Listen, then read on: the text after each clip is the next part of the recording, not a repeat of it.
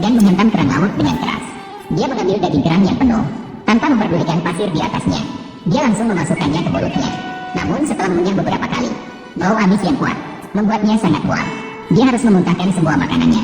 Kemudian dia berbalik dan melihat ke samping.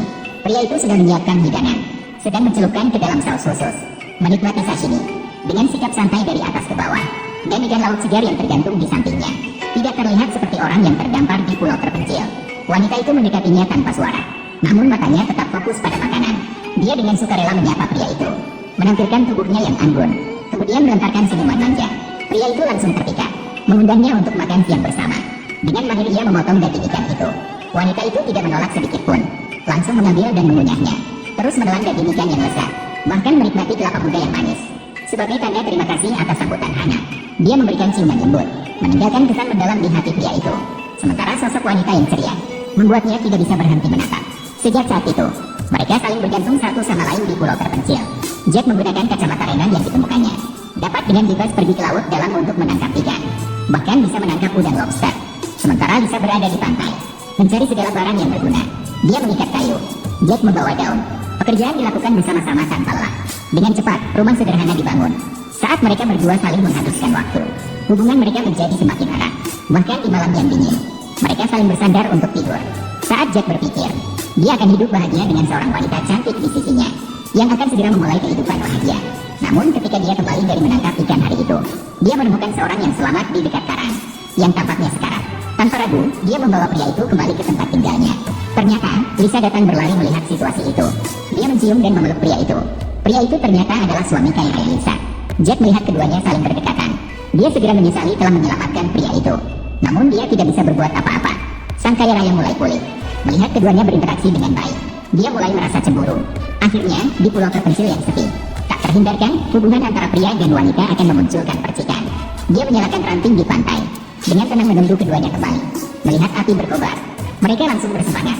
Sang kaya menemukan tempat untuk berguna. Kemudian ia langsung menukar syarat dengan Jack, mengklaim bisa menyediakan sumber api. Namun Jack harus berbagi makanan, meskipun sangat tidak rela di dalam hatinya. Namun demi bisa makan makanan makan, dia hanya bisa setuju dengan terpaksa. Sang kaya dengan sengaja mesra dengan Lisa, menyebabkan Jack merasa sangat sedih. Dia dengan tegas berbalik dan meninggalkan tempat itu. Namun sang kaya tampak berhasil. Namun dia tidak bisa menghilangkan keraguan terhadap keduanya. Hari itu, Jack pergi memancing. Sang kaya kemudian memanfaatkan kesempatan untuk menduduki rumah aman, bahkan dengan baik hati meninggalkan sebuah kabin untuknya. Perlakuan yang tidak adil ini membuat Jack sangat marah. Dia tidak hanya menyelamatkannya, tetapi juga dengan baik hati membantu memancing. Dia dengan keras mengecam sang kaya yang lupa budi. Keduanya kemudian terlibat dalam pertengkaran sengit. Uangmu tidak berguna di sini.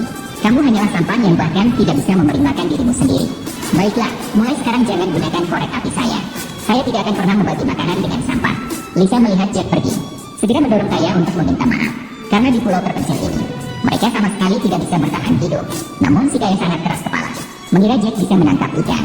Pastinya dia tidak kalah darinya. Namun kenyataannya sangat kejam. Si kaya sama sekali tidak bisa menangkap ikan, karena tidak ada kacamata renang. Dia bahkan tidak bisa membuka mata saat menyelam. Sementara Jack membawa ikan besar dengan tangannya. Setiap kali pulang dengan hasil melimpah, kualitas hidupnya jelas sangat baik. Si kaya sangat tidak puas melihatnya kembali berenang ke laut dalam. Lisa sudah lapar selama 3 hari. Melihat Jack makan dan minum dengan lahap, dia benar-benar tidak tahan kelaparan. Maka saat suaminya tidak ada, menggunakan trik untuk dengan mudah mendapatkan makanan. Setelah Lisa kenyang dan puas minum, memberikan Jack sebuah ciuman, bahkan meminjamkan korek api untuk menyalakan ranting. Namun asap menarik perhatian seorang kaya. Dia menuduh Jack mencuri korek api miliknya. Melihat lawan tidak mengakui, langsung menyerangnya, menekannya di pasir pantai. Keduanya langsung terlibat dalam perkelahian. Setelah 1 putaran, sang kaya jelas kalah telak, dengan marah-marahin ikan panjang dan pergi. Hari itu, demi mendapatkan kembali harga diri, dia melihat Jack sedang tidur. Sang kaya memanfaatkan kesempatan untuk mengambil kacamata renang, langsung menyelam ke laut dalam untuk menangkap ikan. Saat Jack bangun, dia menemukan kacamata renangnya hilang. Langsung merasa sangat marah. Dia yakin kacamata renangnya dicuri oleh sang kaya. Maka dia mengambil garpu dan hendak turun ke laut. Lisa melihatnya dan dengan keras menahan garpu itu, membujuk Jack untuk tidak tergesa-gesa, segera mengikutinya masuk ke laut. Jack memang sudah merasa tidak puas. Sekarang pikirannya menjadi gelap. Saat itu, sang kaya masih asyik memancing, ketika dia bangga membawa makanan pulang.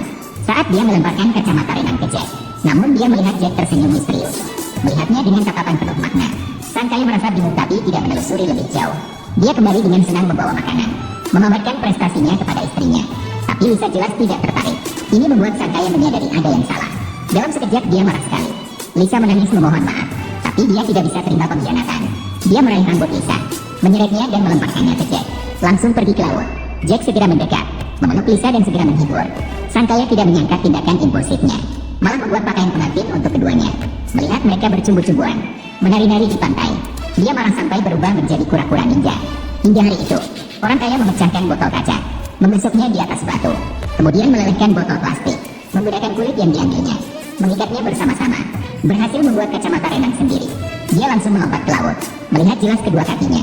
Saat orang kaya mencoba kacamata renang, tiba-tiba menemukan kapal karam. Meskipun kapal kecil di depannya, namun membuatnya bersemangat.